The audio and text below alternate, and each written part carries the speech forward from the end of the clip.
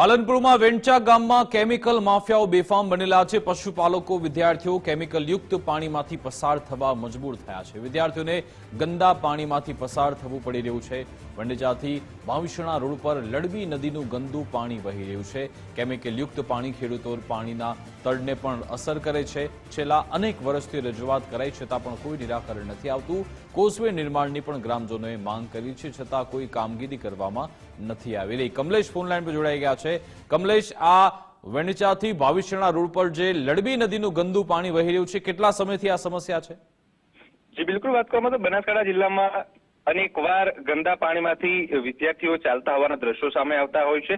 ત્યારે કહી શકાય કે પાલનપુર તાલુકાના વેડંચાથી કહી શકાય કે ભાવિસણાને જોડતો જે રસ્તો છે ને, આ બંને ગામ વચ્ચે જે કહી શકાય કે જે ગટરનું ગંદુ પાણી વહે છે, જે પાલનપુરની લડબી નદી છે ને, નદીનું ગંદુ પાણી અને કેમિકલયુક્ત પાણી છે તે વહી રહ્યું છે ને આ પાણીની અંદરથી વિદ્યાર્થીઓ અને જે પશુપાલકો છે તે અહીંથી પસાર થવા મજબૂર થયા છે। મહત્વની વાત છે કે છેલ્લા 3 થી 4 વર્ષથી આ પરિસ્થિતિ છે, પરંતુ આનું જે યોગ્ય નિરાકરણ નથી આવતું।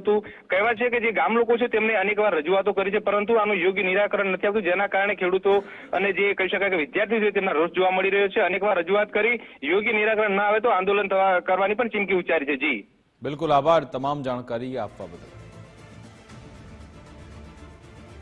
તો પાલનપુરના દ્રશ્યો છે કે જ્યાં ગંદા પાણીમાંથી, કેમિકલયુક્ત પાણીમાંથી અહીંયાના સ્થાનિકોને, ગ્રામજનોને, વિદ્યાર્થીઓને પસાર થવું પડે છે। નાના નાના બાળકો પણ આવા કેમિકલયુક્ત પાણીમાંથી પસાર થઈ રહ્યા છે।